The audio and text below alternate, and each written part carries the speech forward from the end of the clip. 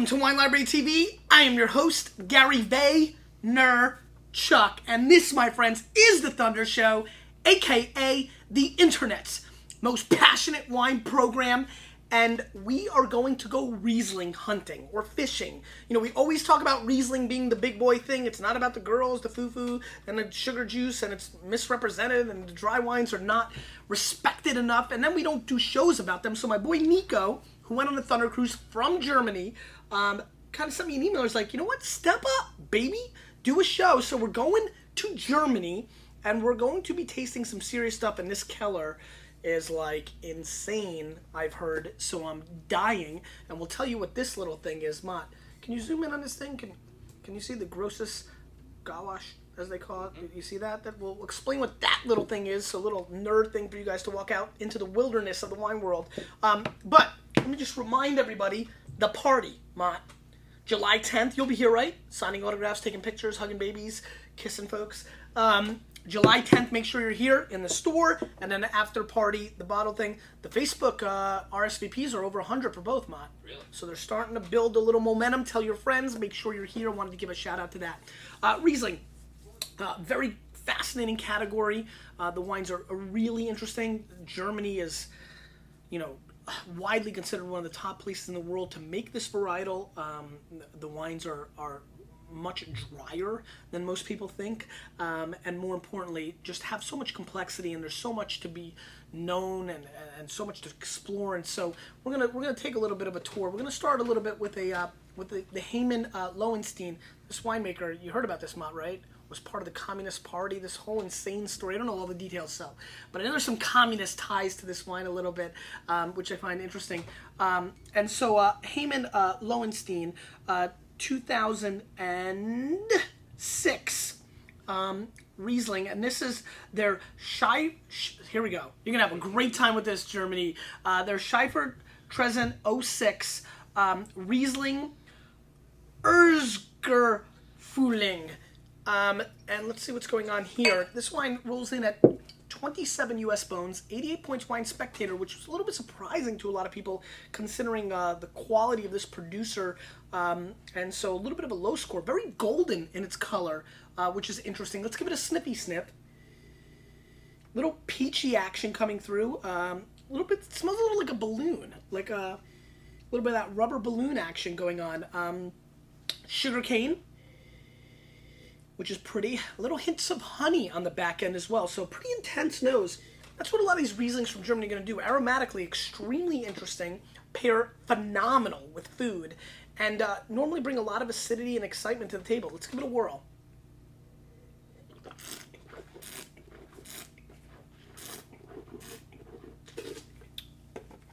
Now, what a little interesting here. You might see one with the drier ones a little bit towards the back end. This has a little bit more residual sugar, but far from dessert. I just felt like I wanted to prime my palate a little bit. I've done this in the past, just in tastings where, you know, I won't go dry to sweet.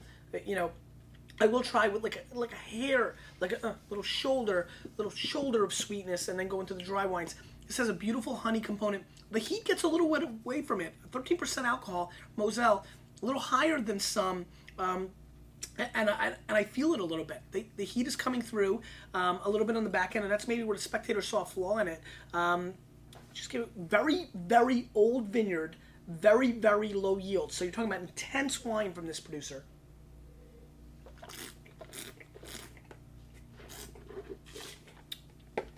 Kind of get this baked apple component with some acid in the middle. It's almost like getting a baked apple, pouring a little seltzer in it, scooping that, tasting that kind of thing like that.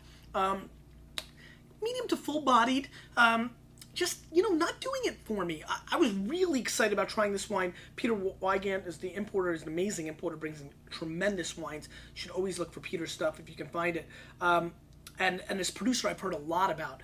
I haven't had a lot of Hayman Lowenstein wines in the past, maybe one or two others randomly. And so I was excited about this. 06, you know, solid vintage, you know, just not doing it for me. The alcohol and, you know, this off-balance component. It's kind of like if you've ever had, like, you know, when your equilibrium's off. Mott, has your equilibrium ever got on you? I was once really sick. Flew from Napa, ironically, I'll never forget the Patriots beat the Colts in the AFC Championship game that day. I was devastated. But when I landed and found out, but I had a cold, and I didn't realize when I landed that I was still stuffy. Like 4 hours later, I went over to Lizzie's. We were dating, and I drove from Jersey to New York, and I was taking a shower, and I was brushing my teeth. And I was like, oh, and I like popped it, and the entire world went sideways. I've never fainted. I was like this close. I think I'm so competitive that I fought it off, but I almost went. And it was pretty interesting. I guess I must have been, like, if you faint when it goes completely sideways, I was, like, right here. And that's what this wine feels like. I feel like its equilibrium is slightly off. Like, it's close. Everything should be put together, but it's off. I think Spectator did a good job. I was ready, no joke. Based on the hype and, like, the preconceived notions, that's what happens. Just knowing the pedigree of the producer, I was ready to kind of rip the Spectator for not understanding Riesling, but they did a good job here today. I'm actually going to go even on the lower side. I feel like this wine is disjointed enough to merit an 86-point score, and I'm going to give it a pass. Tough start to the Riesling episode where I have such high hopes, but that's just kind of the way it is. And that's a scoop. Now, let's move on to stupid, and stupid in a good way, stupidly big producers coming up next. This is the Leitz 2009 Rudensheimer Berg Kaschersteinfels Riesling 2009, and this comes from Joseph Leitz, an amazing producer, 31 bones, and I'm downright excited about trying this. 12%, 12.5 alcohol content, nice and light color as you guys can tell, little snippy sniff for the kids. Freshness for days, just pretty. Actually, one of the interesting things I get on the nose right away is like fresh pastry, almost like this fresh bread kind of component. Not yeasty, that's wrong. No, not fresh donut kind of thing. Really pretty nose. Get this kind of really pretty, like green pea, subtle green pea, like summer peas, cantaloupe, and a little sugar cane, mochi. You know, that kind of whole scene going on. Star fruit, very fresh. I feel like rejuvenated and fresh with this wine. Very clean, actually. Let's give it a whirl. Great nose, like kind of like fresh. I feel like, yeah, fresh.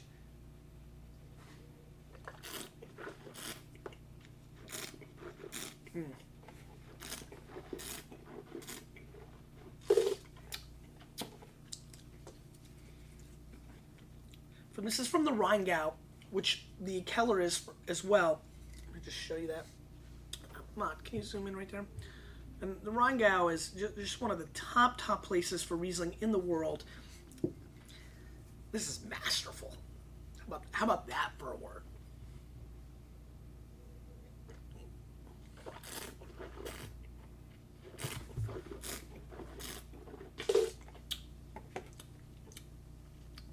Cucumbers.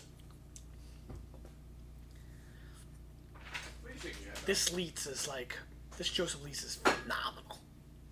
It was like, we've been selling it like crazy. It's in the Thierry book. It's like the wine to buy. Yeah, I mean, like, without a score, if we're selling it for 31 bones like crazy, we've been selling it. that means people are tasting it. Yeah, they know. Have you had it yet? I'll let you taste it after the show. Yeah. Ian, let's show Ian. If you can catch him on his way out. Can you catch him? There he is. There he is. Did you get him? Got him? Yeah. That's interesting information. To sell a $31 Riesling, even though from this producer, like, by Ian standards, though Ian always underestimates, so it's probably selling okay. But anyway, with no rating, tells you something, means people are tasting this wine. This is a spectacular effort. Think of it as like, I'm getting cucumbers, believe it or not, which is just beautiful. This fresh cucumber. I feel like I'm on an episode of Martha Stewart where, like, they like make all those waters, like they're just putting like, here are the things you should do, put in your water to freshen it up and make it pretty in this beautiful pitcher.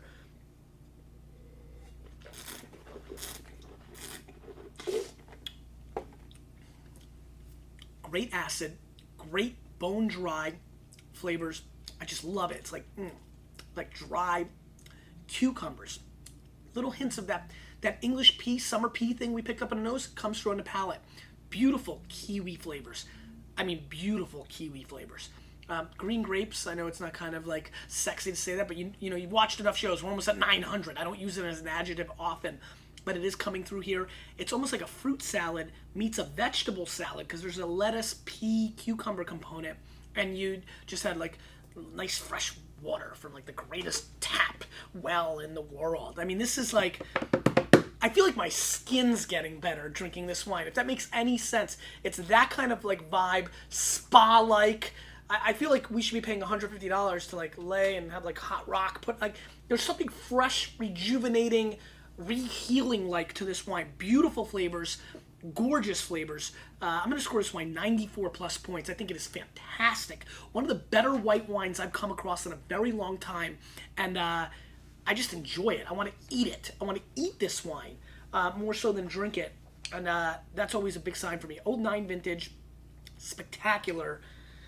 And that has been a very interesting kind of shift, and I'm enjoying it. And this is getting really interesting, this next wine. So let's see what happens here. Like, now check this out. This wine has even more hype than the last one. The last wine is just a good producer, I didn't realize. But this is the Keller 2008 Kirschspiel Riesling. This is $65.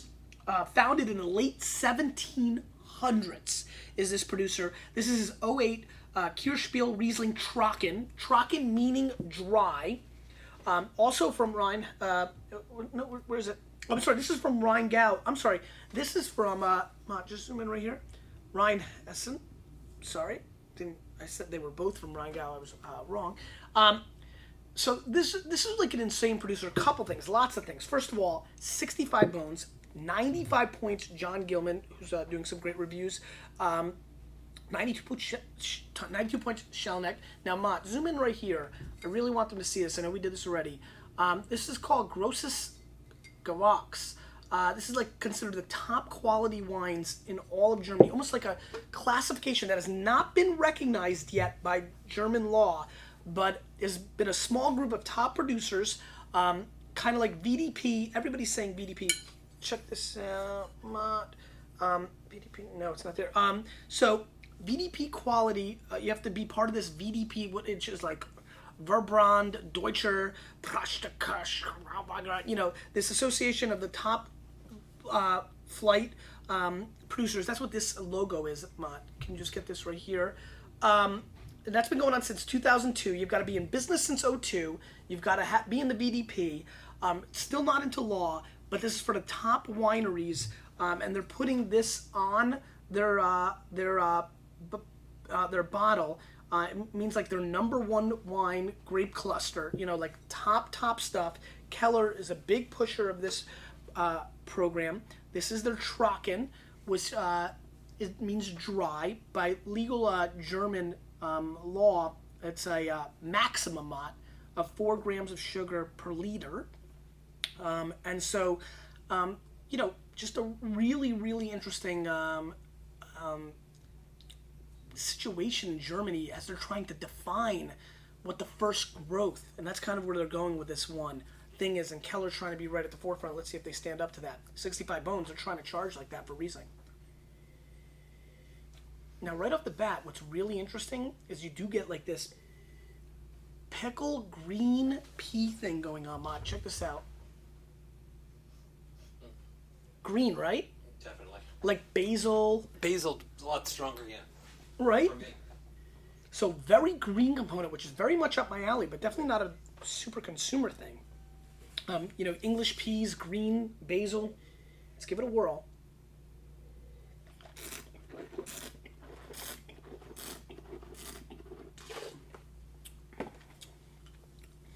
That flavor comes all the way through. A lot of times we get it on the nose, but don't get it on the palate. But this is very green. I do get a lot of basil flavors on the palate.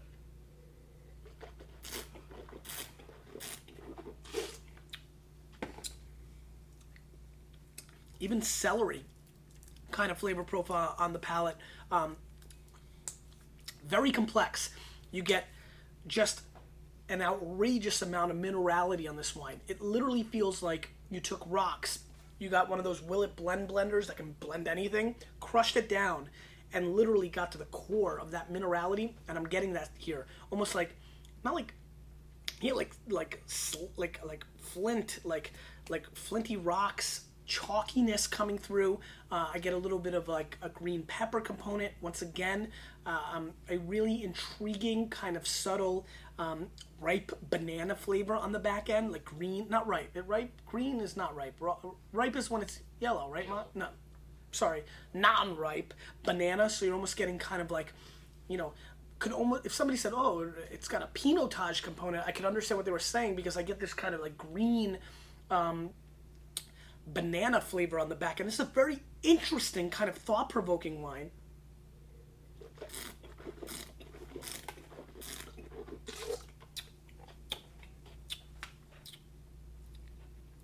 I don't know. I like the Joseph Leitz a little bit better. I like this wine. It's very complicated.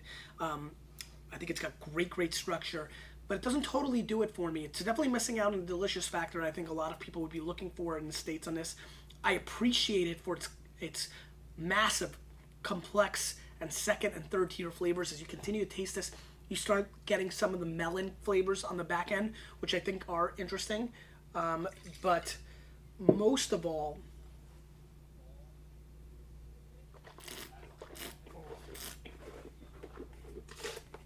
it does have great acid. It's got a lot of good pieces to it, but ultimately, I'm not completely blown away by it. I'm gonna score this wine a 90. It's a very good wine, but man, you would really piss me off to charge me 65 bones for this, and this is what it is here, which is probably a little bit more expensive out there. And so I would have to say this wine's a pass. So really, on the Riesling show, the Leitz is the only one that I get crazy excited about. This is like a missed opportunity, so close. This, on the other hand, got to rethink it. I feel like there's a big part of me, and the nerd part of me, that wants to rate it higher or respect its nerdom more. You know what I mean? Like, I'm very aware of why this wine is sought after and respected. It's complex like you would not believe. At the same token, you got to call it like it is sometimes. It's okay. It's solid, but it's not complex world class, and at least not for my palate. It's only one opinion, so that is what it is. Anyway, good show. Interesting, very much back to basics, as we said we would go. If you have a chance to try this, find it, drink it, love it, enjoy it. Who's going to win the World Cup? Oh, that's the question of the day. I'm very curious. There's a lot been going on, man. New Zealand tied Italy. It's like breaking. Germany was upset. Interesting stuff. Also, give me a German Riesling story. You, with a little bit of me, you're changing the wine world.